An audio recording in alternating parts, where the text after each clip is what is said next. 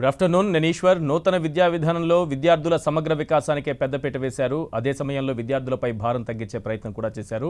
మన విద్యా ప్రమాణాలు అంతర్జాతీయ స్థాయిని అందుకునేలా మార్పులకు శ్రీకారం చుట్టింది కేంద్ర ప్రభుత్వం. దేశంలో 3 దశాబ్దాల తరువాత విద్యారంగంలో కీలక మార్పులు అమలు చేసేలా కేంద్ర కేబినెట్ నిర్ణయం తీసుకుంది. డాక్టర్ కస్తూరి రంగన్ కమిటీ రూపొందించినటువంటి జాతీయ నూతన విద్యా విధానానికి ఆమోదముద్ర వేసింది మంత్రివర్గం. ప్రాథమిక ఉన్నత విద్య పరంగా మొత్తం 27 అంశాల్లో మార్పులు చేయనున్నారు. కొత్త విధానంలో విద్యార్థులు తమకిష్టమైనటువంటి కోర్సులను చదువుకునేటటువంటి వెసులుబాటు కూడా కల్పించారు.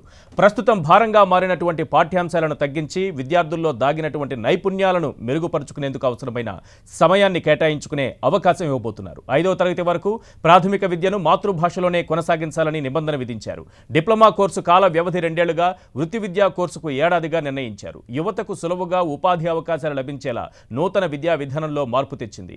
ఇక మీదట మానవ వనరుల అభివృద్ధి శాఖ పేరును విద్యాశాఖగా మార్చడానికి మంత్రివర్గం ఆమోదముద్ర వేసింది.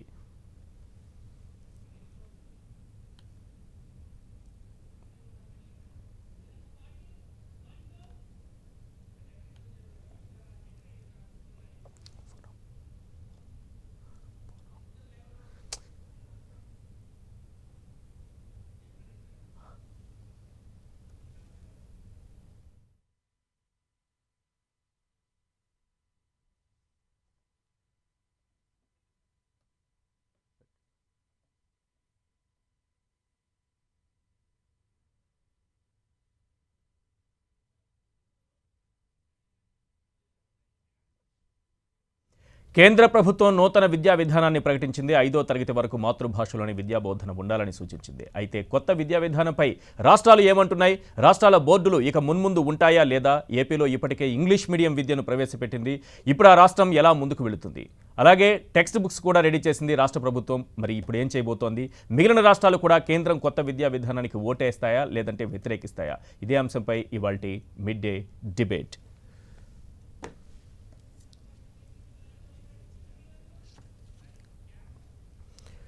రైట్, చర్చలో పాల్గొంటున్నారు ఏఎస్ రామకృష్ణ గారు, ఎమ్మెల్సీ టీడీపీ సీనియర్ నాయకులు వారు. అలాగే ఈదా రాజశేఖర రెడ్డి గారు ఉన్నారు, వైఎస్ఆర్సీపీ అధికార ప్రతినిధి. రామకృష్ణ గారు, ముందుగా మనం ఒక విషయం మాట్లాడుకుందాం. నూతన విద్యా విధానం గురించి దశాబ్దాల తరువాత, దాదాపు 3 దశాబ్దాల తర్వాత పూర్తి స్థాయిలో విద్యా విధానంలో మార్పు తీసుకొస్తూ కేంద్ర ప్రభుత్వం తీసుకున్నటువంటి నిర్ణయం, ప్రధాన అంశాలు ఏం కనిపిస్తున్నాయి? టెక్స్ట్ బుక్స్లో విద్యార్థులకు ఒక మోత తగ్గించి వికాస నైపుణ్యానికి ఎక్కువ అవకాశం కల్పించేలా ఈ విద్యా విధానం ఉంది అంటోంది. ఓవరాల్గా మీరు ఒక ఉపాధ్యాయ ఎమ్మెల్సీగా ఉన్నారు. ఈ నూతన విద్యా విధానం ఓవరాల్గా ఎలా ఉందో చెప్తే మిగతా అంశాలు కూడా మనం మాట్లాడదాం. ఖచ్చితంగా అండి ఈశ్వర్ గారు, ఇప్పుడు ఈ నిన్న మన కేంద్ర కేబినెట్ ఆమోదించినటువంటి విద్యా విధానం మన దేశంలో 3వది. మొట్టమొదటిది 1968, రెండవసారి వచ్చింది 1986. 34 సంవత్సరాల తర్వాత ఇప్పుడు కస్తూరి రంగన్ కమిటీ సిఫార్సులు నేపథ్యంలో ఈ విద్యా విధానాన్ని కేంద్ర కేబినెట్ ఆమోదించింది. చాలా విషయాలు దీంట్లో ఉన్నాయి. కొట్టొచ్చినట్టు కనపడేటటువంటి అంశాలు మాత్రమే నేను కొన్ని ప్రస్తావిస్తాను. వీటిల్లో ఏంటంటే మొట్టమొదటి అంశము, ఈ విద్యా విధానాన్ని మొత్తాన్ని కనుక మనం పరిశీలించినట్లయితే ఇంతకు ముందు ఎన్నడూ లేనట్లుగా అధికారికంగా పూర్వ ప్రాథమిక విద్యకు ప్రాధాన్యత ఇచ్చారు. ఇంతకు ముందు మీకు పూర్వ ప్రాథమిక విద్య అనేటటువంటిది అది ప్రైవేట్ వ్యవహారంగా ఉండేది, నర్సరీ ఎడ్యుకేషన్ అనేటటువంటిది. అది ఇప్పుడు ఏం చేశారు? అధికారికం చేశారు. అంటే 3 నుంచి 18 సంవత్సరాల వరకు నిర్బంధ విద్యను, ఉచిత నిర్బంధ విద్యను అమలు పరుస్తాము అని చెప్పడం జరిగింది. దీనికి కారణం ఏంటంటే, నేను 2019లో రష్యాలో జరిగినటువంటి ఒక international early childhood care and education conference కూడా వెళ్ళటం జరిగింది. అక్కడ నిపుణులు చెప్పింది ఏంటంటే, అనేకమైనటువంటి మార్పులు గత 34 సంవత్సరాల్లో చోటు చేసుకున్నాయి.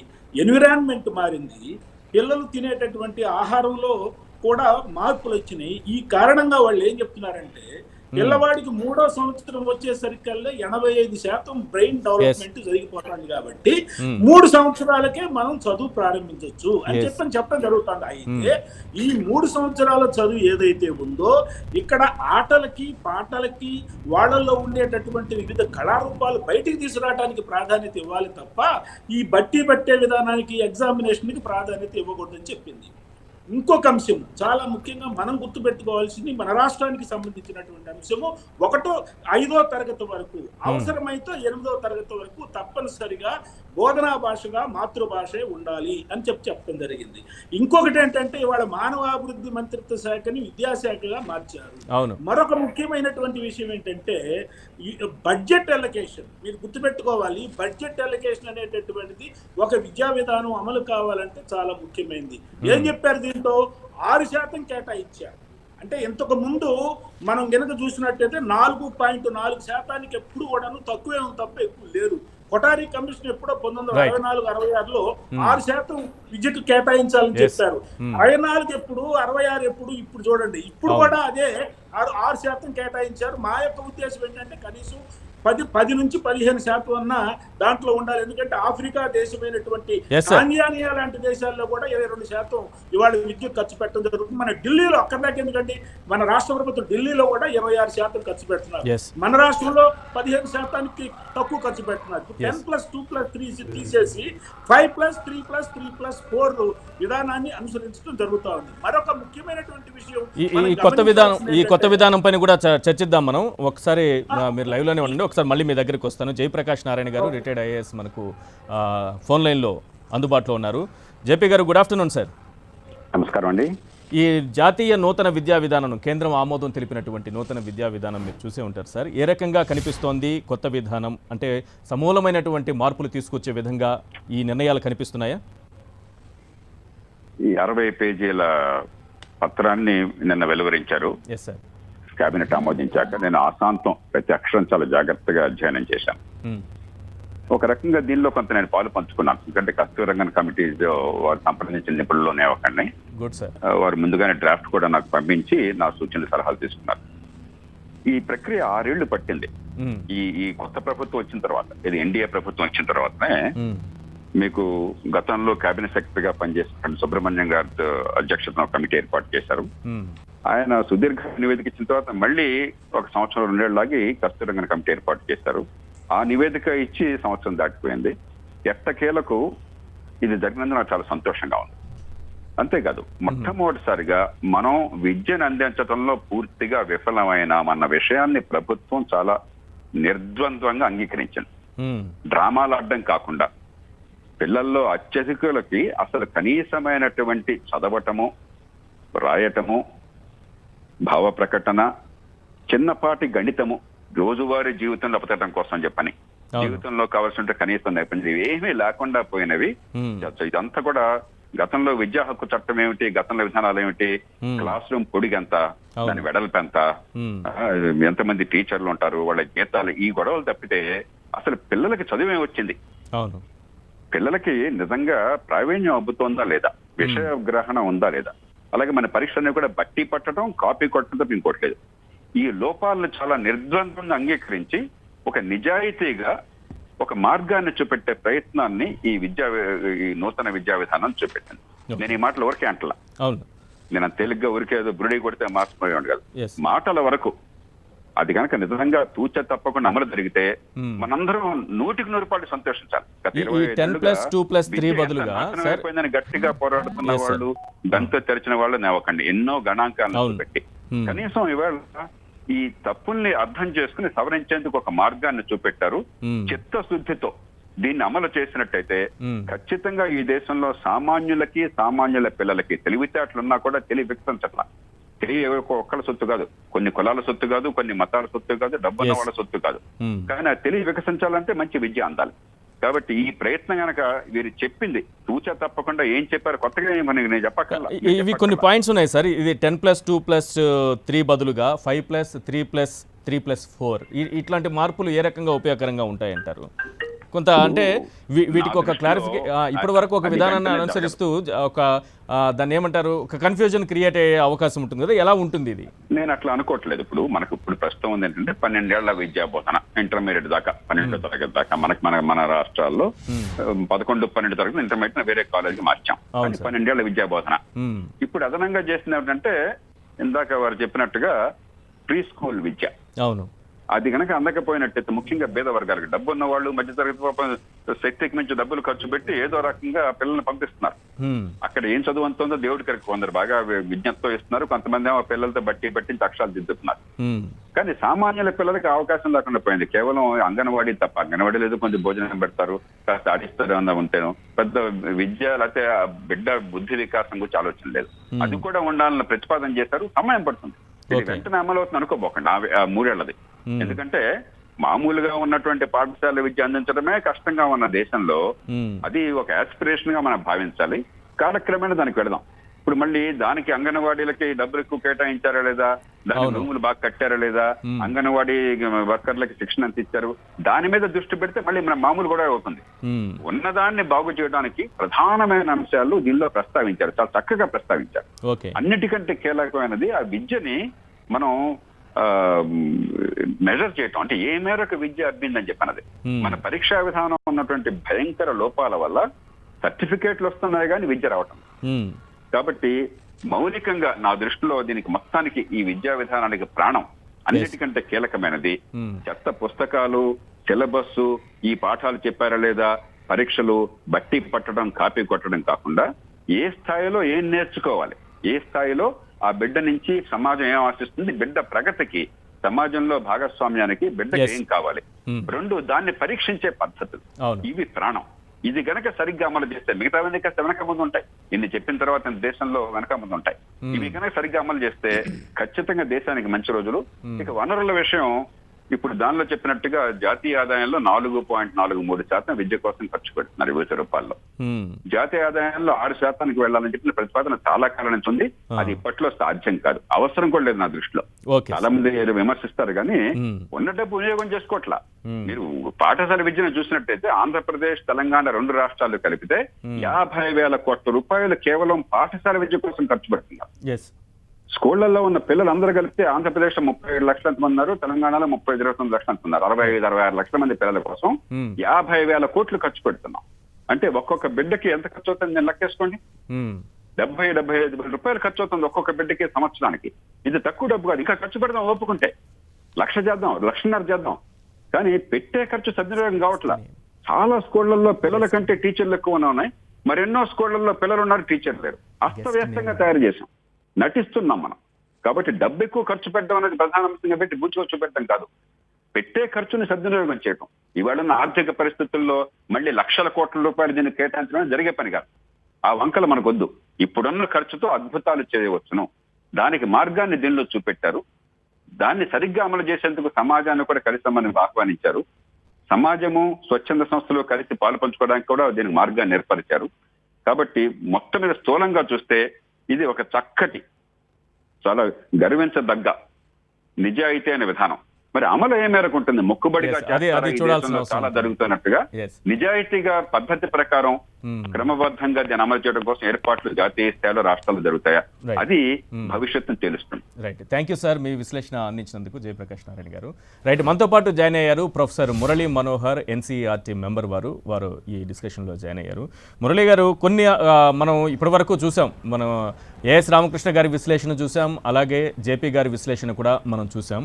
కానీ కొన్ని విమర్శలు అయితే వినిపిస్తున్నాయి. పేద విద్యార్థులకు చదువులు దూరం చేసేలా ఉంది, ఇది కార్పొరేట్కి అనుకూలంగా ఉంది అనేది రెండో అంశం. మూడోది, డిగ్రీ సర్టిఫికేట్స్ ఇచ్చేటటువంటి అవకాశం, ఒక 2 ఏళ్లు పూర్తి చేసుకున్న తర్వాత ఆగిపోతే అక్కడ వరకు డిప్లొమా సర్టిఫికేట్ ఇవ్వడం, ఇలా కాలేజీలకు అధికారం కట్టబెట్టడం అనేది ఇది ప్రైవేటు రంగాలకి, ప్రైవేటు కాలేజీలకు, లేకపోతే విద్యా విధానానికో అనుకూలమైనటువంటి నిర్ణయాలు అనేకం కనిపిస్తున్నాయి. పేదలకు చదువు దూరం చేయడం, ప్రైవేటుకు కట్టబెట్టడం అనే రకంగా ఉన్నాయి అనేటటువంటి విమర్శలు కూడా కొన్ని వినిపిస్తున్నాయి. నిజానికి ఆ దిశగా ఆలోచన చేసినట్టుగా ఈ విద్యా విధానం కనిపిస్తోంది.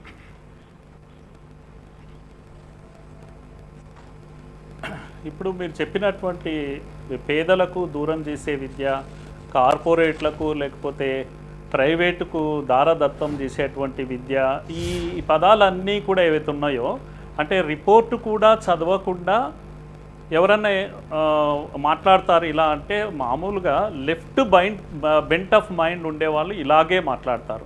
వాళ్ళు మాట్లాడేటువంటి పడిగట్టు పదాలు ఇవన్నీ కూడా నేనేమంటున్నా అంటే దీనికి విరుద్ధంగా ఉంది ఈ రిపోర్ట్ అని నేను అంటున్నా. మొట్టమొదటిసారి ఒక నేషనల్ ఎడ్యుకేషన్ పాలసీ పేద వర్గాలను, నిమ్న వర్గాలను, దళితులను, గిరిజన విద్యార్థులను దృష్టిలో పెట్టుకొని తీసుకొచ్చినటువంటి రిపోర్ట్ ఇది. ఈ రిపోర్ట్ యొక్క ప్రత్యేకత, నేను ఆ మిత్రుడికి నేను ECCE early childhood care and education అనేది దీంట్లో ప్రస్తావించారు. మిత్రుడిని నేను చదవమని చెప్తున్నా, దాన్ని అర్థం చేసుకుంటే సగం విషయం అర్థమవుతుంది. ఎందుకంటే ధనవంతుల పిల్లలు 3 ఏళ్లకే ప్రీ స్కూల్కి వెళ్ళిపోతున్నారు, లేకపోతే క్రష్ కానీ వెళ్ళిపోతున్నారు. వాడు 3 ఏళ్లకే వాడు చదువు ప్రారంభిస్తున్నాడు, రేస్లో 3 ఏళ్ళు ముందుంటున్నాడు. అదే పేద విద్యార్థుల పిల్లలు, రిక్షా పుల్లర్ పిల్లలు, దళితుల పిల్లలు 5 ఏళ్ళు వస్తే కూడా స్కూల్కి వెళ్ళేటువంటి పరిస్థితి లేదు. అలాంటిది ఈ నూతన విద్యా విధానంలో కొత్తగా ప్రవేశపెట్టిన విషయం ఏంటంటే 3 ఏళ్ల పిల్లవాడిని స్కూల్కు పంపించేటువంటి ఏర్పాటు చేశారు. 3 ఏళ్లకే పౌష్టికాహారం ఇస్తూ, బ్రేక్ఫాస్ట్, లంచ్ ఇస్తూ ఎడ్యుకేషన్కు, విద్యకు పరిచయం చేసేటువంటి ఒక ప్రయత్నం జరుగుతుంది. రన్నింగ్ రేస్లో, గీతలో అందరూ సమానంగా నిలబడాలి. 3 ఏళ్ళు ముందు పోయి నిలబడినటువంటి ధనికుల పిల్లల కన్నా ఈ పిల్లోడు ఎప్పటికీ వెనకాలనే పరిగెత్తాడు ఇన్ని రోజులు. ఈ నూతన విద్యా విధానం కారణంగా ఇది ఈక్వలైజర్ అవుతుంది, ఇది గేమ్ చేంజర్ కాబోతుంది. దేశంలో పేద పిల్లలు, ధనికుల పిల్లలు అందరూ సమానంగా రన్నింగ్ రేస్లో పాల్గొనేటువంటి ఒక గొప్ప ఏర్పాటు ఇందులో జరిగింది అని. స్పెషల్ ఎకనామిక్ జోన్స్ అని మీరు విన్నారు. ఇవి ఎక్కడ ఉంటాయండి? గిరిజనులు, తాండాలు, లేకపోతే ఏ పాడేరు అడవుల్లో, ఆదిలాబాదుల అడవుల్లో ఈ స్పెషల్ ఎడ్యుకేషనల్ జోన్స్ రాబోతున్నాయి, స్కూల్ కాంప్లెక్సెస్ రాబోతున్నాయి. ఇవన్నీ కూడా పేద విద్యార్థులకు నాణ్యమైన విద్యను తీసుకెళ్లేటువంటి ఒక రెవల్యూషనరీ విద్యా విధానం ఇది. ఈ బుక్కుల మోత తప్పేటటువంటి అవకాశం ఉందా? బుక్కుల మోత తప్పేటటువంటి అవకాశం, విజ్ఞాన పరంగా విద్యార్థులకు మానసిక వికాసం, విజ్ఞానం, ఈ వీటికి ఎక్కువ ప్రాధాన్యతనిస్తూ ఈ బుక్స్ మోత తగ్గించేటటువంటి అవకాశం కనిపిస్తోంది సార్? తప్పకుండా అండి. స్కూల్ ఎడ్యుకేషన్లో పర్టికులర్గా ఫ్లెక్సిబుల్ కరికులం వస్తుంది, ఇంటిగ్రేటెడ్ కరికులం వస్తుంది. 6వ తరగతి నుంచి 12వ తరగతి వరకు పిల్లలు నైపుణ్యాలు నేర్చుకునేటువంటి వొకేషనల్ విద్యకు కూడా పరిచయం అయిపోతున్నారు. తర్వాత మీరు కళలు నేర్చుకుంటారు పిల్లలు, ఆటలు ఆడతారు. కరికులార్, కో కరికులార్ రెండింటికి తేడా ఉండదు. కనుక నువ్వు గేమ్స్లో బాగున్న పిల్లవాడు మార్కులు ఎక్కువ సంపాదిస్తాడు. మీ అబ్బాయి సంగీతం సహజంగా వస్తే వాడికి సహజంగా మార్కులు వస్తాయి. ఒకవేళ ఇంగ్లీష్లో ఫెయిల్ అయినా, లేకపోతే ఇంకో దాంట్లో తక్కువైనా, వాడికి సహజంగా ఉండేటువంటి నైపుణ్యాలు, కళలు ఏవైతే ఉన్నాయో అవన్నీ కూడా పార్ట్ ఆఫ్ ఎడ్యుకేషన్ అవుతుంది. ఆ విధంగా గొప్ప మార్పును దీన్ని మనము ఆహ్వానించాలి. చాలా మంచి సలహాలు దీంట్లో. ఎందుకంటే ఈ యొక్క కమిటీ కస్తూరి రంగన్ గారి ఆధ్వర్యంలో ఏర్పడ్డది. వారెవరో మనకు తెలుసు, వారి బ్యాక్గ్రౌండ్ మనకు తెలుసు. దీంట్లో రాజకీయాలు లేవు కదా. ఒక గొప్ప సైంటిస్ట్ 6 ఏళ్ళు శ్రమ చేసి ఒడపోసి ఇచ్చినటువంటి ఒక విధానం ఇది. రైట్. ఈద రాజశేఖర రెడ్డి గారు, ఓవరాల్గా ఒక్కసారి మీరు ఈ నూతన విద్యా విధానం గురించి చెబితే, మనం ఆంధ్రప్రదేశ్కు సంబంధించి మాతృభాషా బోధన అనే అంశం ఇందులో పొందుపరిచారు 1 నుంచి 5 వరకు అనేది. సో అక్కడ ఇంగ్లీష్ మీడియంకి సంబంధించినటువంటి నిర్ణయం ఇప్పటికే తీసుకోవడం కూడా జరిగింది. ఫస్ట్ మీరు ఓవరాల్గా ఈ విద్యా విధానాన్ని గురించి చెప్తే, దాని తర్వాత మనం ఇంగ్లీష్ మీడియం గురించి కూడా చర్చిద్దాం. సార్, ఇక్కడ ఈశ్వర్ గారు, మీకు అందరికీ నమస్కారం. ఇక్కడ నూతన విద్యానం గురించి మనం మాట్లాడుకున్నప్పుడు మనం జయప్రకాష్ నారాయణ గారు కానీ, అనలిస్ట్ గారు కానీ చాలా చక్కటి అంశాలు ప్రస్తావించారు. ఇక్కడ జయప్రకాష్ నారాయణ గారి ఇదిలో చాలా ఆవేదన కూడా కనబడింది. ఎందుకంటే పిల్లల కన్నా ఎక్కువగా టీచర్స్ ఉండడము, ఇవన్నీ వివిధ రకాల అంశాలను ఖర్చు ఎక్కువ పెడుతున్నాం, దాన్ని సద్వినియోగపరచుకోలేకపోతున్నాము. నిజంగా చాలా చక్కని అంశాలు ప్రస్తావించారు Jayaprakash Narayana, being retired IAS officer. So నేను అనేది ఏంటంటే, ఇందులో ఇన్ని అంశాలు ప్రస్తావనకు వచ్చినప్పుడు ఇక్కడ నూతన విద్యా విధానము ఆ రకంగా అమలుకు నోచుకుంటుందని మేము ఆశాభావాన్ని వ్యక్తం చేస్తున్నాం. ఇందులో భాగంగానే మీరు ఒకసారి చూసినట్టయితే నిర్బంధ విద్య ఇవన్నీ కూడా ఒక రకమైన ఒక మంచి పరిణామం. 34 సంవత్సరాల తర్వాత ఒక విద్యా విధానాన్ని ప్రవేశపెట్టగలుగుతున్నారంటే ఎంత డిలే చేసాం మనం, విద్యార్థుల యొక్క భవిష్యత్తు ఎలా ఆడుకున్నాం కేంద్ర ప్రభుత్వాలు అనేది మనకు అనిపిస్తూ ఉన్నాయి. అయితే పోనీ ఇక మనం అల్టిమేట్గా అదృష్టశాత్తు ఇప్పటికైనా ఒక విద్యా విధానాన్ని రూపొందించగలరు కాబట్టి సంతోషదగ్గ విషయం. అయితే ఈ ఎంటైర్ రిపోర్ట్ లో కూడా మీరు ఒక్కసారి గమనించినట్టయితే మౌలిక వసతుల గురించి కూడా ఎక్కడ ప్రస్తావన వచ్చినట్టుగా కనబడట్లేదు మాకు. ఈ మౌలిక ఎందుకంటే ప్రధానంగా ప్రైవేట్ స్కూళ్ళకి పబ్లిక్ స్కూళ్ళకి ఏంటి డిఫరెన్స్ అంటే, ఎందుకు విద్యార్థులు కానీ తల్లిదండ్రులు కానీ ఎక్కువగా ప్రైవేట్ స్కూల్లో వాళ్ళు మొగ్గుతున్నారంటే మౌలిక వసతులు. ఎందుకంటే బేసిక్ గా కానివ్వండి, ఒక కనీసం కూర్చోడానికి బలాలు కానివ్వండి, ఒక బ్లాక్ బోర్డ్స్ కానివ్వండి, లేదంటే పుస్తకాలు, నాణ్యమైన పుస్తకాలు కానివ్వండి, విద్య అంటే స్కిల్ బోధించడంలో కానివ్వండి, ఇవన్నింటి కూడా ఎక్కడ కూడా మన పబ్లిక్ స్కూల్ కొంత ఉండట్లేదు. ఓకే. సో వీటికి ఏం చేస్తున్నాం అనేది ఆ విద్యా విధానం కొత్త 2020 పాలసీలో కూడా ఉంటే బాగుండేదేమో అని అనిపిస్తా ఉంది. ఎందుకంటే జయప్రకాష్ నారాయణ చెప్పినప్పుడు ఎందుకు స్కూళ్ళు పిల్లలు తక్కువ టీచర్స్ ఎక్కువ అవుతున్నారు, టీచర్స్ ఏమో అంటే వాళ్ళకు ఒక వృత్తి అంటే ఒక జీవనాన్ని సాగించడానికి, బట్ వేరే పిల్లలు పేరెంట్స్ నమ్మకం రావట్లేదు. సో అది కూడా మౌలిక వసతులు కూడా చెప్పిండుంటే బాగుండేదని మా యొక్క అభిప్రాయం. మనకు టైం ఉంటే అది కూడా మాట్లాడేవాళ్ళు. ఇక మీరు మిగతా అంశము పేద పిల్లలు ధనిక పిల్లలు, అవును, పేద పిల్లలు ధనిక పిల్లలు కూడా ఈక్వల్ గా అనలిస్ట్ గా చెప్పారు. ఈ అంశం మారాలి అంటే ప్రధానంగా మనకి ఈ యొక్క పబ్లిక్ స్కూళ్లలో ఆ వసతులు పెంచాలి. ఈ ధనిక పిల్లలతో పాటు పేద పిల్లలు కూడా ఈక్వల్ గా చదువుకోవాలి, నాణ్యమైన విద్య నేర్చుకోవాలి అంటే అక్కడ మౌలిక వసతులు ఏర్పాటు చేయాలి. ఇవన్నీ ఎందుకు ప్రస్తావిస్తున్నానంటే, మీరు ప్రధానంగా ఆంధ్రప్రదేశ్ రాష్ట్రానికి వచ్చినట్టయితే జగన్మోహన్ రెడ్డి గారు ఈ పద్ధతిలో వారు సీఎం గారు చాలా చక్కని అంశాలని తీసుకున్నారు. నాడు నేడు ప్రోగ్రాం కింద సీఎం గారు ఈ యొక్క మొత్తం దాదాపు 43,000 ప్రభుత్వ పాఠశాలలు ఉంటే అందులో మొదటి దశలో 15,000 పాఠశాలల వరకు ఆధునీకరిస్తున్నారు. అంటే బ్లాక్ బోర్డ్ దాదాపు 20 సంవత్సరాలు కూడా వచ్చే వరకు, అలాగే టేబుల్స్, పిల్లలు కూర్చున్న టేబుల్స్ కానివ్వండి, అయితే పిల్లలు రావడానికి ఒక భోజన వసతులు కూడా, ఒక నాణ్యమైన భోజనాలు జగన్మోహన్ రెడ్డి గారు చాలా శ్రద్ధ తీసుకోవడం జరుగుతూ ఉంది. అంటే ఈ రకమైన కార్యక్రమాలు విద్యా విధానంలో పొందుపరచుంటే చాలా బాగుండేది. ఎందుకంటే మనం చాలా మంది ప్రధాన ఉపాధ్యాయులు కానీ మనం వాళ్ళ స్పీచ్ చూసాం.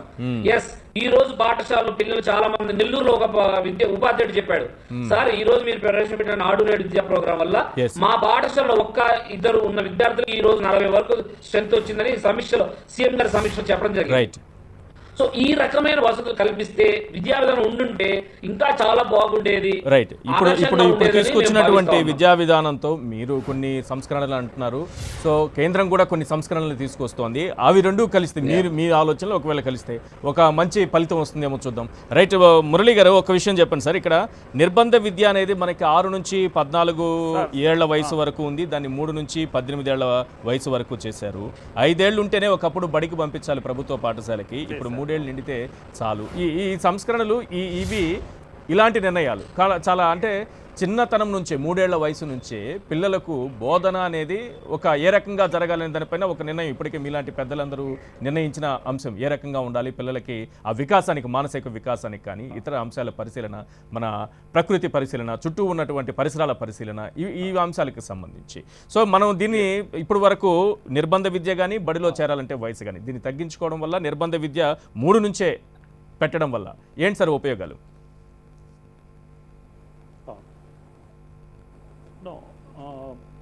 ప్రపంచవ్యాప్తంగా కూడా విద్యావేత్తలు, ముఖ్యంగా శాస్త్రవేత్తలు గుర్తించింది ఏంటంటే, ఈ యొక్క చైల్డ్ యొక్క బ్రెయిన్ యొక్క గ్రోత్ ఏదైతే క్యూములేటివ్ గ్రోత్ ఆఫ్ చైల్డ్ 3 ఏళ్ల నుంచి 6 ఏళ్ల వయసులోనే 85% బ్రెయిన్ గ్రోత్ జరుగుతూ ఉంది.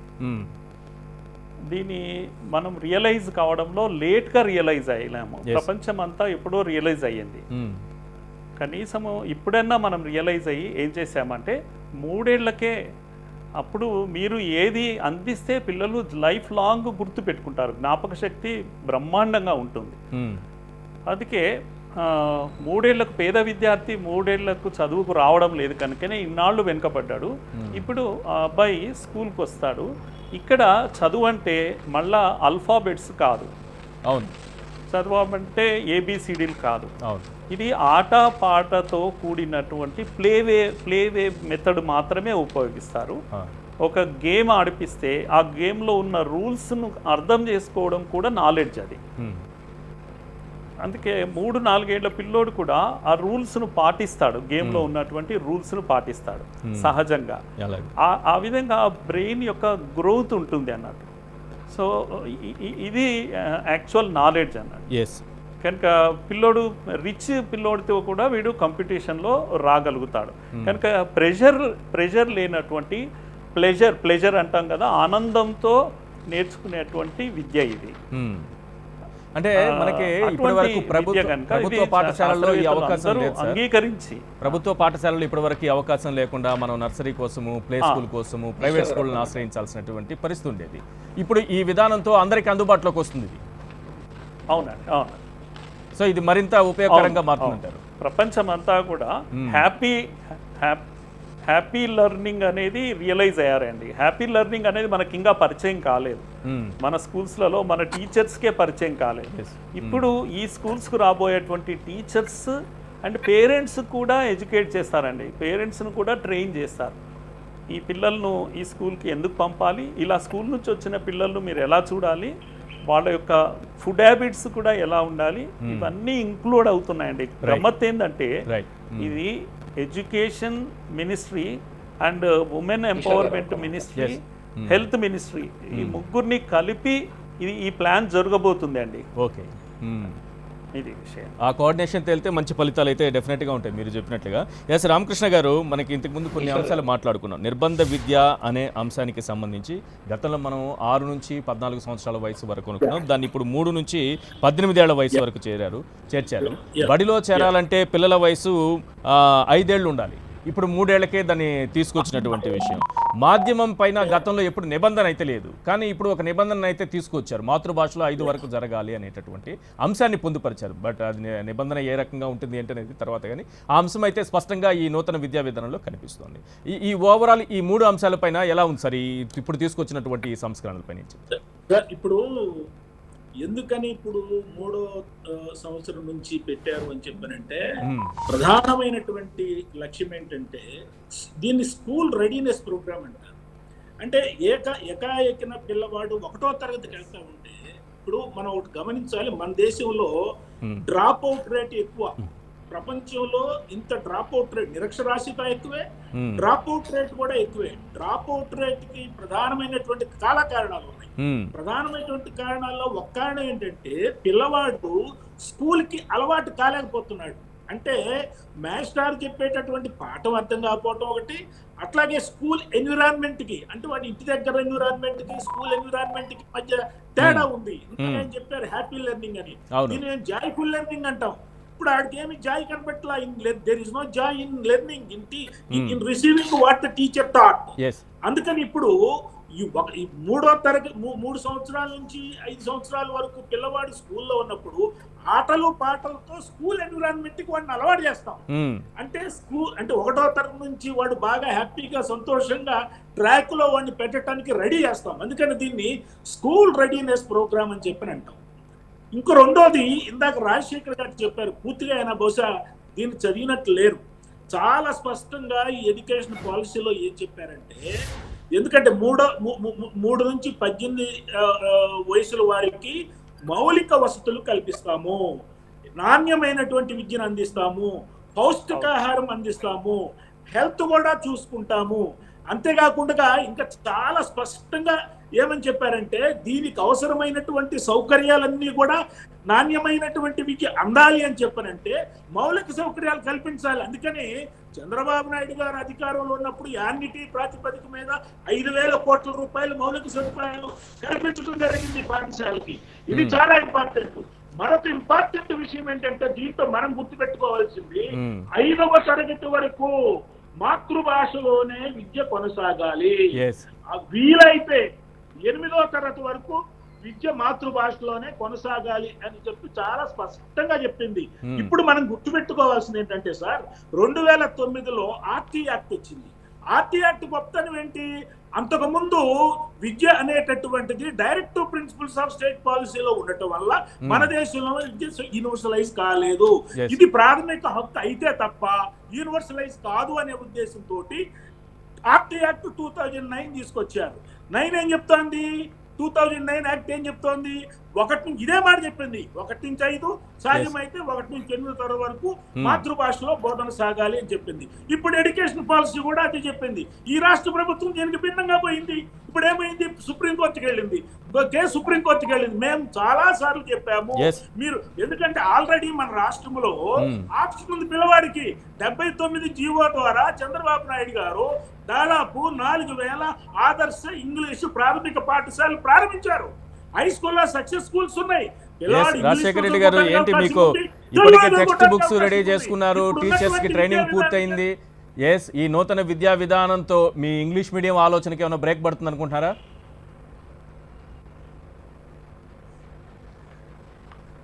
ఏం లేదండి, ఖచ్చితంగా బ్రేక్ అనేది క్వశ్చన్ ఉండదు. ఎందుకంటే ఇది విద్యా విధానం అనేది ఉమ్మడి జాబితాలోని అంశం. రాష్ట్రాలకి వాళ్ళ యొక్క అవసరాలు విద్యార్థుల యొక్క అభిష్టానం మేరకు నిర్ణయించుకునే అధికారం ఉంటుంది. ఇక్కడ వాళ్ళు కూడా అదే చెప్పింది మీకు, విద్యా విధానంలో కూడా wherever possible please follow these guidelines అన్నారు. These are all the guidelines subject to your states interest. అక్కడ ఉన్న ప్రజల యొక్క అభిష్టానం మేరకు లేకపోతే అక్కడ అవసరాల దృష్ట్యా. సో మేము చెప్పేది ఏంటంటే, ఇక్కడ మనకు ఆల్రెడీ అంటే ఏదైతే నిబంధన అయితే ఏం లేదా, విద్యా విధానం చెప్తుందో నిబంధన అయితే ఏం కనపడట్లేదా మీకు? ఒకటే చెప్తాను, 3 నిబంధన ఏం లేదండి. అక్కడ గైడ్ లైన్ ఉంది, కండిషన్ వేరు, గైడ్ లైన్స్ వేరు కదా. ఇప్పుడు వేరెవర్ ఇస్ పాసిబుల్ అని అంటున్నారు వాళ్ళు. సో అది కూడా విద్యా విధానం ఉమ్మడి జాబితాల అంశం. ఇదే కేవలం కేంద్ర విధానంలో ఉండే అంశం కాదు. ఇది ఇరు ప్రభుత్వాల్లో ఉన్న అంశం. ఒక్క నిమిషం రామకృష్ణ, ఒక్క నిమిషం మీరు చెప్తున్నాను. మేము అనేది ఏంటంటే, ఒక్క నిమిషం నేను అనేది ఏంటంటే, ఏదైతే మనం అనుకుంటున్నామో కేంద్ర విధానము ఆల్రెడీ ఇక్కడ ఇంప్లిమెంట్ అవుతుంది. ఇందాక మన రామకృష్ణ గారు చెప్పినట్టుగా ఒక నాణ్యమైన ఆహారం కానివ్వండి, నాణ్యమైన విద్య కానివ్వండి, పౌష్టికాహారం అందించడంలో ఆల్రెడీ ప్రాసెస్ స్టార్ట్ అయిపోయింది మనకి ఇక్కడ. ఈ రకంగా ఇంతకుముందు 3 సార్లు మీకు ఒక అదృష్టం వచ్చినా కూడా ఆయన 3 సార్లు పరిపాలించే అవకాశం చంద్రబాబు గారి హాయం లేదు చెప్తాను. రామకృష్ణ గారు యాన్యుటీ పథకం మీద 5,000 కోట్లు ఖర్చు పెట్టామని, ఏ రకంగా ఖర్చు పెట్టి 5,000 ప్రభుత్వ పాఠశాలలు క్లోజ్ చేశారు అఫీషియల్ గా? ఒక్కసారి అది కూడా సమాధానం చెప్పాలి. ఎందుకంటే ప్రభుత్వ విధానాన్ని, ప్రభుత్వ పాఠశాల భ్రష్టు పట్టించి ప్రైవేట్ పాఠశాల యాజమాన్యాన్ని ఎంకరేజ్ చేసినట్టు చంద్రబాబు గారు ప్రభుత్వంలో పూర్తిగా స్కూల్స్ అన్ని 5,000 స్కూల్స్ క్లోజ్ చేసేసి ప్రైవేట్ పాఠశాల ఏ రకంగా చైతన్య కానీ నారాయణ ఏ రకంగా వృద్ధి చెందే మనం చూసాం. ఎక్స్ట్రీమ్ లెవెల్స్కి వెళ్ళిపోయారు వాళ్ళు. తర్వాత ఏమంటున్నాం మేము, ఈ అసలు ఒక పౌష్టికాహారం అందించే పద్ధతి లేదు, స్కూల్స్ లో ఒక టీచర్స్ అపాయింట్మెంట్ లేదు. ఇంతకు ముందు చెప్పారు, మన జయప్రకాష్ నారాయణ చెప్పారు, విద్యార్థులు లేదు కానీ ఉపాధ్యాయులు ఎక్కువైపోయారు. ఈ విధానాన్ని అరికట్టడానికి జగన్మోహన్ రెడ్డి గారు నాడు నేడు ప్రోగ్రాం కింద దాదాపు 43,000 పాఠశాలలు గవర్నమెంట్ లో ఉంటే, మొదటి దశలో 10,000 పాఠశాలలు ఆల్రెడీ ప్రాసెస్ లో ఉన్నాయి. రేపు ఆగస్ట్ సెప్టెంబర్ కల్లా రెడీ చేసేసి విద్యార్థులను ఖచ్చితంగా అంటే వాడి యొక్క అటెండెన్స్ లేదంటే వాళ్ళ యొక్క జాయినింగ్ కార్యక్రమాన్ని ఎక్కువ ఎడెక్ట్ చేశారు. ఆల్రెడీ నేను ఇంతకుముందు ప్రస్తావించాను, ఒక ఉపాధ్యాయులు స్వయంగా ఒప్పుకున్నట్టు సమీక్షలో అనేసి. ఇక్కడ మీకు జరిగేది ఏంటంటే, ఎక్కడైతే ప్రభుత్వ పాఠశాలలు ఎక్కడైతే ఎక్కువ అభివృద్ధి చెందుతాయో ఆ రోజున ఖచ్చితంగా ప్రభుత్వం యొక్క విద్యా విధానం ఖచ్చితంగా 100% సక్సెస్ అవుతుంది. మీరంటే మనం ఇప్పుడు మీకు వచ్చినటువంటి ఇబ్బంది అయితే ఏం లేదు, ఇంగ్లీష్ మీడియం కి సంబంధించి ముందుకు అలాగే వెళ్తారు అంతేనా? అంటే ఈశ్వర్ గారు ఇక్కడ ఒకటే, ఏ రకంగా అయితే 3 సంవత్సరాల నుంచి 18 సంవత్సరాల నిర్బంధ విద్య చేశారో ప్రస్తుత అవసరాల దృష్ట్యా అదే మన ఇంగ్లీష్ మీడియం కూడా అవసరం చాలా ఉంది. విద్యార్థులు భవిష్యత్తులో రాబోయే విద్యార్థుల స్కిల్ వెనకబడతా ఉన్నారనేది జగన్మోహన్ రెడ్డి గారు తెలుగు సబ్జెక్ట్ ని కంపల్సరీ చేస్తూ మిగతా సబ్జెక్ట్ అని ఇంగ్లీష్ మీడియం లో చెప్పడం జరుగుతా ఉంది. లేకపోతే ప్రస్తుత జనరేషన్ లో విద్యార్థులు పోటీ పడలేరు, ఇంత చదువుకొని కూడా వెనకబడిపోతారని ఒక మంచి ఉద్దేశంతో స్కిల్ ఓరియంటెడ్ కూడా అంటే కాలేజీల్లో వృత్తి నైపుణ్యం పెంచడానికి కూడా దాదాపు 30 కాలేజీలు ప్రవేశపెట్టడం జరుగుతుంది. దయచేసి మనం రాజశేఖర్ గారు కూడా గుర్తుపెట్టుకోవాల్సింది ఏంటంటే, విద్య అనేటటువంటిది ఉమ్మడి జాబితా అనేటటువంటి విషయం ఆయనకు కూడా తెలుసు. ఉమ్మడి జాబితాలో ఉన్నటువంటి ఏ విషయం పైనైనా వివాదం వచ్చినట్టయితే ఏదైతే కేంద్ర ప్రభుత్వం చెబుతుందో, కేంద్ర ప్రభుత్వం ఏం చెప్పింది, తన యొక్క నూతన విద్యా విధానం ద్వారా చెప్పింది, ఆర్టీ యాక్ట్ ద్వారా చెప్పింది, అది ఫైనల్ అవుతుంది. ఇప్పుడు రేపు సుప్రీంకోర్టుకి వెళ్ళారు కదా, సుప్రీంకోర్టు కూడా ఖచ్చితంగా వీళ్ళు ఏదైతే వెళ్ళారో మీరు దీన్ని యాక్ట్కి వ్యతిరేకంగా వెళ్తున్నారు, మేము దీన్ని ఆమోదించము. హైకోర్టు ఏదైతే చెప్పిందో సుప్రీంకోర్టు కూడా అదే చెప్తుంది. సుప్రీంకోర్టు భిన్నంగా చెప్పేదానికి అవకాశం లేదు, మనం గుర్తుపెట్టుకోవాలి. ఇప్పుడు రమేష్ గారిని ఏ విధంగానైతే ఇలా ఆడిస్తా ఉన్నారు, ఇంగ్లీష్ మీడియం కూడా ఆ విధంగానే అవుతుంది. ఇది ఖచ్చితంగా సుప్రీంకోర్టు తెలుగు మీడియానికే సపోర్ట్ చేస్తుంది. అంటే ఏదైతే ఇంతకుముందు విద్యా విధానం ఉందో ఇక్కడ ఎవరు కూడా ఇంగ్లీష్ మీడియానికి వ్యతిరేకం కాదండి. ఇవాళ అనవసరమైనటువంటి విష ప్రచారం చేస్తున్నారు. చంద్రబాబు నాయుడు గారు ఉన్నప్పుడు ఇంగ్లీష్ మీడియం ఉంది, మీరు కొత్తగా ఇంగ్లీష్ మీడియం పెట్టిందేం లేదు, ఆప్షన్ ఆల్రెడీ ఉంది. మీరు మిగతా వాళ్ళందరూ ఇంగ్లీష్ మీడియం వ్యతిరేకం, మీ పిల్లలు ఎక్కడ చదువుకుంటారని చెప్పని విష ప్రచారం, దుర్మార్గమైనటువంటి ప్రచారం చేస్తున్నారు. ఇది కరెక్ట్ కాదు. మనవాడు గుర్తుపెట్టుకోవాలి. 1,70,000 మంది టీచర్ని ఇవాళ కౌన్సిలింగ్ పద్ధతి ద్వారా డిఎస్సి ద్వారా నియమించినటువంటి వ్యక్తి ఎవరంటే చంద్రబాబు నాయుడు గారు. అంతకు ముందు రికమెండేషన్ ద్వారా టీచర్లు నియమించబడేవాళ్ళు. ఇవాళ గవర్నమెంట్ ఒక నిమిషం మీకు అవకాశం ఇస్తా, ఒక నిమిషం ఆగాలి. మురళీ మనోహర్ గారు ఏం చెప్తారు ఈ అంశానికి సంబంధించి? పూర్తిగా ఆహ్వానించదగినటువంటిది. నేను ఇంకొకటి కూడా చెప్తున్నానండి, 3, 5, 8 తరగతుల్లో కూడా స్కూల్ పరీక్షలు అంటున్నారు. మేము చాలా సార్లు చెప్పాం. నాన్ డిటెన్షన్ సిస్టమ్ 1971లో బ్రహ్మానంద రెడ్డి గారు తెచ్చారు. ఈ విధానం 3, 5, 8 తరగతుల్లో కూడా పరీక్షలు పాస్ అవ్వాలి అని చెప్పానంటే మళ్ళీ ఇక్కడ ప్రమాదం వస్తుంది. డ్రాప్అవుట్ రేట్ పెరిగేటటువంటి అవకాశం ఉంది. అక్కడ కూడా పరీక్షలు తీసేయాలి. ఇప్పుడు ఎందుకంటే 7వ తరగతి పరీక్షలు తీసేసాం మనం, పబ్లిక్ పరీక్షలు మీకు తెలుసు. 10వ తరగతిలో మాత్రమే పరీక్షలు ఉన్నాయి. 3, 5, 8 తరగతుల్లో కూడా పరీక్షలు తీసేయాలి. ఇంకొక విషయం ఉందండి, పర్షియన్, పాళీ, సంస్కృతం దీనికి సంబంధించినటువంటి కేంద్ర సంస్థలు పెడతామని చెప్పని అంటున్నారు. మీకు తెలుసండి పాళీ అంటే ఏంటో, ప్రాకృతం అంటే మీకు తెలుసండి, సంస్కృతం అంటే మీకు తెలుసండి, మనకే తెలియదు. పిల్లలు ఎట్లా నేర్చుకుంటారండి?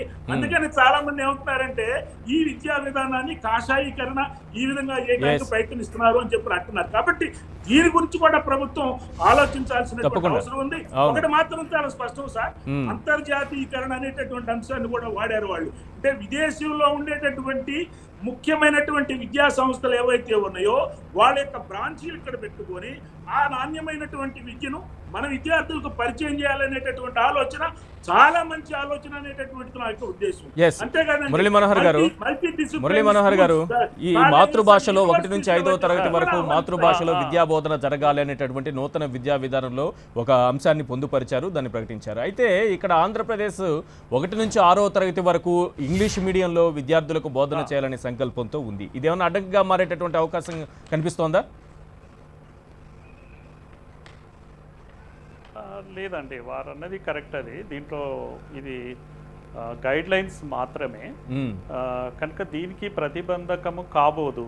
కానీ ఈ విషయంలో ఒక చిన్న ఒపీనియన్ నేను చెప్తాను. ఏంటంటే ఇంగ్లీష్ అనేది ఒక క్రేజీ జనంలో ఉంది. ఇంగ్లీష్ వస్తే ఉద్యోగాలు వస్తాయి, ఇంగ్లీష్ వస్తే గౌరవిస్తారు, సమాజంలో గౌరవం లభిస్తుంది, ఇంగ్లీష్ లేకపోతే భవిష్యత్తు లేదు అనేటువంటి ఒక అభిప్రాయం ప్రజల్లో ఉంది, పేరెంట్స్లో ఉంది.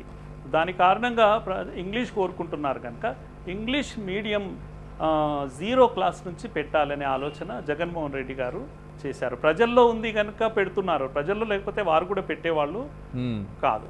కానీ నా పాయింట్ ఏంటంటే మీరు ఇంగ్లీష్ మీడియం కావాలా, ఇంగ్లీష్ కావాలా? ఎందుకు ఈ కన్ఫ్యూజన్ నాకు అర్థం కాదు. మీడియం ఆఫ్ ఇన్స్ట్రక్షన్ ద్వారా ఇంగ్లీష్ నేర్పించాలనుకుంటున్నారా, లేదు పిల్లలు చక్కటి ఇంగ్లీష్ మాట్లాడేటువంటి ఆలోచన మనం చేద్దామా? ఇంగ్లీష్ ల్యాబ్స్ పెట్టొచ్చు, మంచి ఇంగ్లీష్ టీచర్ని పెట్టొచ్చు. స్వాతంత్రం వచ్చాక నేను గుర్తు చేస్తున్నాను మీకు, 50 ఏళ్ళు 90s వరకు కూడా, 1990 వరకు కూడా మనకు స్కూళ్ళలో, మన గవర్నమెంట్ స్కూళ్ళలో హిందీకి హిందీ పండిత్ ఉండేవాడు, తెలుగుకు తెలుగు పండిత్ ఉండేవాడు, బట్ ఇంగ్లీష్కు ఇంగ్లీష్ పండిట్ ఉండేవాడు కాదు. ఇంగ్లీష్ టీచరే లేకుండా ఇంగ్లీష్ రావాలని అనుకున్నాము. ఆ విధంగా ప్రభుత్వ విద్యా సంస్థలన్నీ కూడా భ్రష్టు పట్టించాం మనం అందరం చాలా కన్ఫ్యూజన్లో ఉన్నాం. పిల్లలకు ఇంగ్లీష్ కావాలి, దాంట్లో అనుమానం లేదు, కానీ ఇంగ్లీష్ మీడియం ద్వారా ఇంగ్లీష్ చెప్పాలి అని. ఇంగ్లీష్ మీడియం ద్వారా మీరు మ్యాథ్స్ ఎలా చెప్తారు? కానీ ఒక లాంగ్వేజ్ లో మనకి ఇంగ్లీష్, హిందీ, తెలుగు సాధారణంగా మన తెలుగు రాష్ట్రాల్లో కనిపిస్తున్నాయి సార్. ఈ 3 లాంగ్వేజ్ రూపంలో చదువుకోవడం వల్ల లాంగ్వేజ్ బలపడుతుందా? మీడియంకు వెళ్ళాలా? ఇక్కడ ఇంగ్లీష్ మీడియంకే తీసుకుందాం ఓన్లీ. ఇక్కడ లాంగ్వేజ్ అయితే ఇంగ్లీష్ ఉంది మళ్ళీ. అదే అవును, లాంగ్వేజ్ ఉంది, లాంగ్వేజ్ ద్వారా లాంగ్వేజ్ నేర్చుకుంటాం. కానీ మీడియం ద్వారా నా ఉద్దేశం ఏంటంటే మీడియం అనేది దేని కొరకండి, మీ సబ్జెక్ట్ అర్థం చేయించడానికి. నేను లెక్కలు అర్థం చేయించాలండి మీ అబ్బాయికి. మీ అబ్బాయి ఒక దళిత కుటుంబం నుంచి వచ్చిన పిల్లోడు, వాడికి నేను లెక్కలు చెప్పాలి, లెక్కల్లో కాన్సెప్ట్ అర్థం చేయించాలి. నేను నా మాతృభాష ఇంగ్లీష్ కాదు, సరే నేను టీచర్ను ఇంగ్లీష్ మాట్లాడతాను, నా స్టూడెంట్ మాతృభాష తెలుగు, వాడికి రాని భాషలో నేను మాట్లాడుతూ వాడికి మ్యాథమెటిక్స్ నేను ఎలా అర్థం చేయించాలి, ఫిజిక్స్ కాన్సెప్ట్స్ ఎలా అర్థం చేయించాలి, వాడికి ఐఐటి సీట్ కావాలి. కనుక ముఖ్యంగా దళిత పిల్లలు, నిమ్న వర్గాల పిల్లలను చాలా మనము భయకంపితులను చేస్తున్నాము. 5th క్లాస్ వరకు వాళ్ళు సలహా ఏదైతే ఇచ్చారో దీన్ని మనము పెద్ద మనస్సుతో అర్థం చేసుకోవాలి. మీరు చెప్పిన ఒక పాయింట్ అయితే ఇందులో ఉంది సార్, క్లియర్ గా ఉంది. కంఫర్టబుల్ గా మనకి భాష రావాలంటే అది మీడియం అవసరం లేదు అని మీరు అన్నారు కదా, ఆ పాయింట్ ఇందులో ఉంది. ఈ నూతన విద్యా విధానంలో మాతృభాష గురించి మాట్లాడుతున్నప్పుడు ఇందులో చివరి లైన్ లో ఒక పాయింట్ ఉంది sir, a language doesn't need to be the medium of the instruction for it to be the learned well. అంటే ఒక భాషను బాగా నేర్పించడానికి దాన్ని మీడియంగా మార్చాల్సినటువంటి అవసరం లేదనే పాయింట్ ని ఇందులో ప్రస్తావించారు. మీడియం చక్కగా చెప్పారు, అది కరెక్ట్ అండి. మీడియం ఆఫ్ ఇన్స్ట్రక్షన్ కు భాష నేర్చుకోవడానికి సంబంధం లేని విషయం.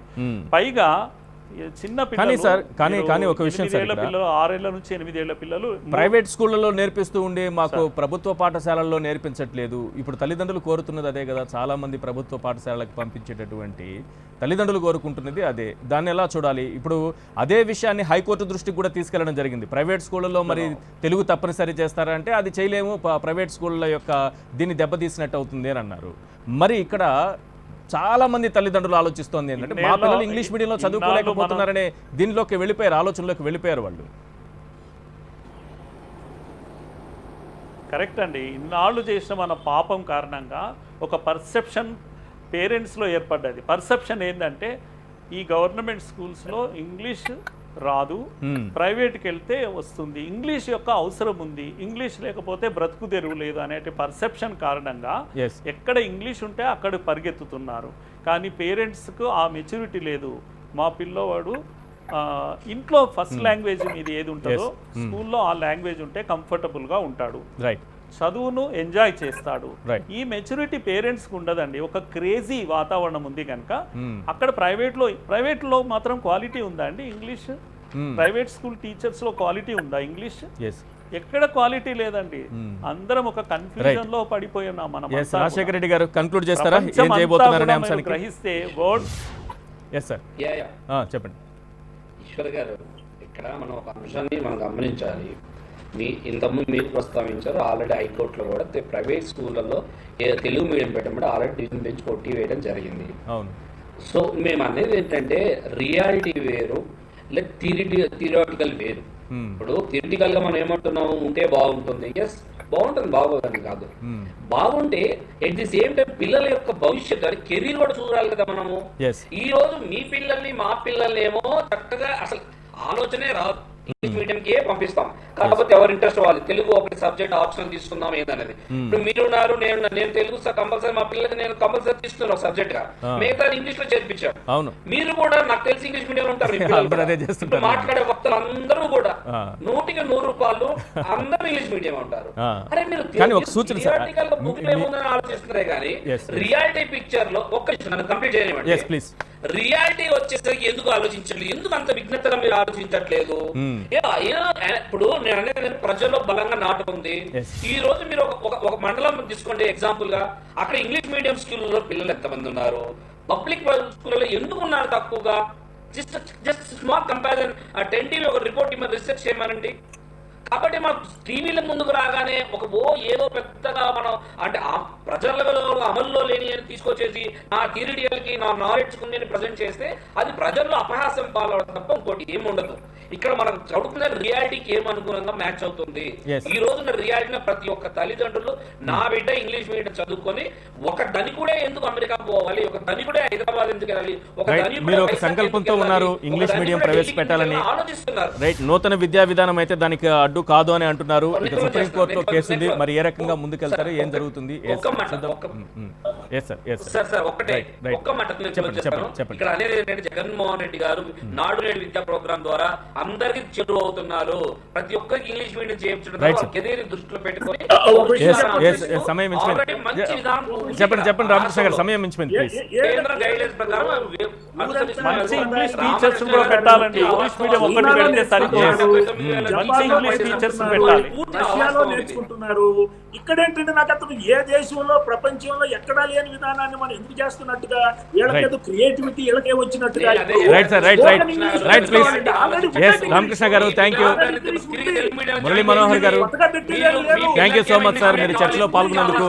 Thank you sir. అలాగే రాజశేఖర రెడ్డి గారు, థ్యాంక్ యూ అండి. ఇది వాళ్ళ చర్చా కార్యక్రమం. చూస్తూనే ఉండండి 10 TV.